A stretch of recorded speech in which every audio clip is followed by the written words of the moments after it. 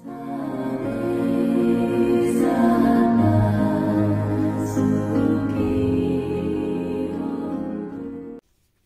भीम, नमो बुद्धाय. बुद्ध धम्म शिकूयात बाबासाहेबांच्या दृष्टिकोनातून या उपक्रमातील आजच्या नव्या सत्रात पुनश्च आपल्या सर्वांचे मनपूर्वक स्वागत करते. बुद्ध धम्म आणि संघ या त्रिरत्नांच्या प्रभावाने आपण सर्व सजीव सुखी होऊयात ही मंगल कामना करते. मित्रमैत्रिणींनो, आपण बुद्ध आणि त्यांचा धम्म हा ग्रंथ आचार्य BC वानखेडे साहेबांकडून शिकून घेत आहोत.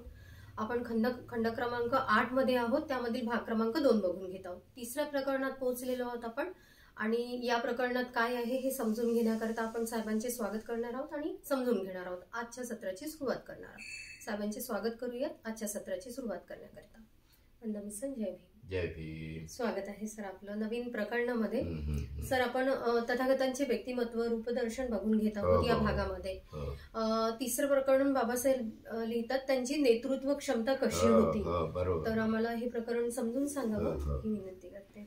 त्यांचे नेतृत्व सामर्थ्य हे कसं होतं, जे तथागत कसे नायक होते. नेतृत्व म्हणजे नायक. संघाला कोणी अधिकृत वैधानिक प्रमुख अध्यक्ष नव्हता. तथागताचीही संघावर काही अधिकार नव्हता.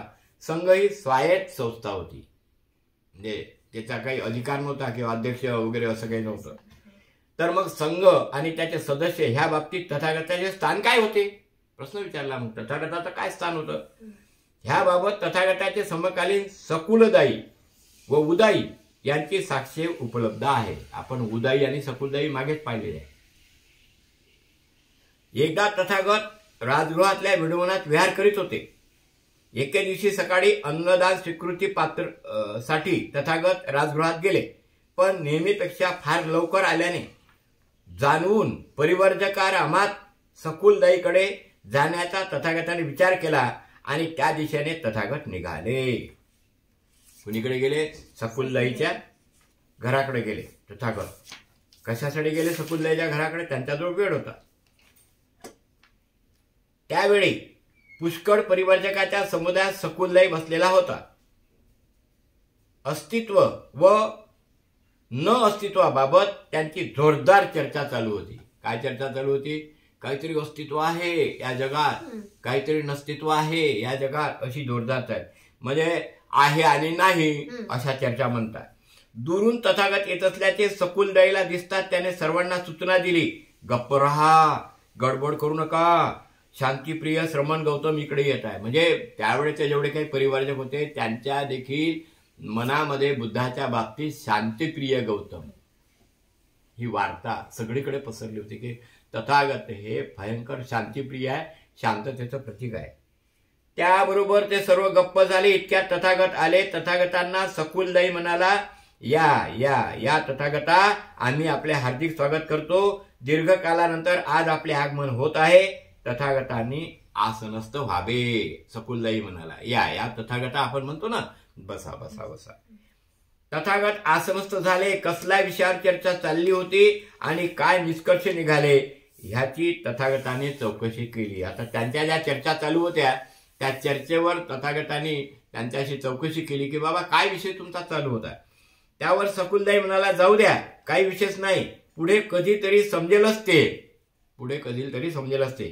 काही दिवसापूर्वी जेव्हा नाना मताचे श्रमण ब्राह्मण संथागारामध्ये एकत्र जमले तेव्हा त्यांच्या चर्चा चालली की अंग देशातील मगधचे लोक किती भाग्यवान आहेत की जितके गणाचार्य आहेत, जितके विख्यात श्रमण आहेत, जितके निरनिराळ्या मताचे संस्थापक आहेत, जितके जनसमुदायाने आदरणीय मानले आहेत, ते सर्व राजगृहात वर्षवासासाठी आलेले आहेत. त्या ठिकाणी जेवढे काही श्रमण संस्थापक होते त्यावेळेचे बुद्धाच्या काळामधले ते सगळेच्या सगळे कुठे आलेले होते? वर्षावासासाठी राजगृहात आलेले होते. त्यामध्ये पुरण काश्यप आहे, मखली गोसाल आहे, अजित केसकंबल आहे, पक्कूत कच्चायन आहे, संजय वेलट्टीपुत्त आहे आणि निघंटनाथ पुत्त आहे.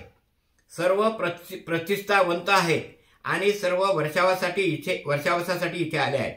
त्यात श्रमण गौतम सुद्धा आहेत, जे संघनायक आहेत, सुव्याख्या धर्मगुरू आहेत, धर्म संस्थापक आहेत, अनेक लोकांचे श्रद्धास्थान देखील आहे.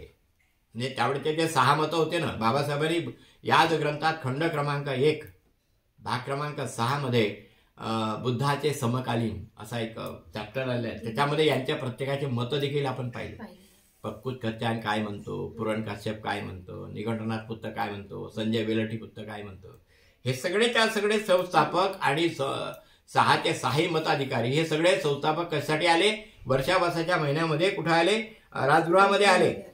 ह्या अधिपतीपैकी ह्या सुविख्यात श्रमण गौतम आचार्यापैकी असा कोण गुरु आहे की जो आपल्या शिष्यांना पूज्य, आदरणीय व सन्माननीय वाटतो? आहे ते सगळ्याचे 6चे 6 मतं. त्याच्यात मग तथागतही आहे, पण आपल्या शिष्यांना आदरणीय, पूज्य वाटणारा असा कोणता गुरु आहे 6पैकी? आणि आपल्या गुरुपाशी तो शिष्य कसे व किती पूज्य बुद्धीने आणि आदराने राहत होते? काही म्हणाले, पुरण काश्यपांना कोणी आदर किंवा सन्मान दर्शवत नाही, त्याचे शिष्य त्याचा गौरव करीत नाही, त्याच्याजवळ राहताना त्यांना त्यांच्याबद्दल काही विशेष पूज्यभाव वाटत नाही. म्हणजे पुरण काश्यपचे जे काही चले होते ते काही त्यांना आदरभाव देत नाही आणि त्यांना पूज्यही मानत नाही. अशी वेळ एकदा आली होती की पुरण काश्यप आपल्या शेकडो अनुयायांना उपदेश करीत होते. तेव्हा मध्येच एक शिष्य बोलला, पुरण काश्यपांना काही विचारू नका, त्यांना ह्या विषयात काही समजत नाही, मला विचारा, मी आपणा सर्व काही समजावून देऊ शकेन. म्हणजे पुरण काश्यपाची सभा चालली आणि त्याच्या 100च्या वरच काही शिष्य होते आणि पुरण काश्यप आपल्या शिष्यांना प्रवचन देत आहे. त्यावेळेस एक त्याच्यातला शिष्य उठून मध्येच उभा झाला आणि काय म्हणाला, त्यांचं काय ऐकता, त्यांना काय समजते, त्याच्यापेक्षा मला जास्त समजते. त्याच्या देखतच त्यांच्या सभेमध्ये असं बोलणारा व्यक्ती पाहिला.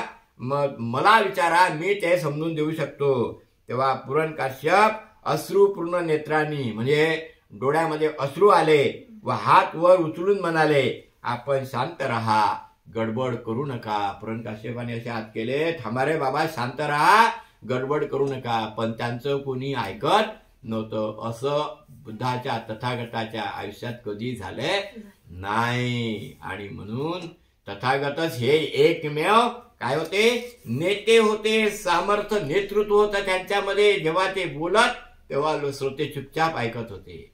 जेव्हा त्यांचा आवाज कानी पडत तेव्हा मनाला देखील एक आल्हाद, आनंद व्हायचा. असे तथागत नेतृत्व क्षमता त्यांच्याकडे होती. मला असं वाटते हे प्रकरण या ठिकाणी आपण संपुष्टात आणूया. साधू साधू साधू. धन्यवाद सर. पुढील प्रकरणात, पुढील सत्रात भेटूयात आपण. सर्वांचे मंगल हो, कल्याण हो. सर्वांना जय भीम. जय भीम. जय भीम. जय भीम. जय भीम.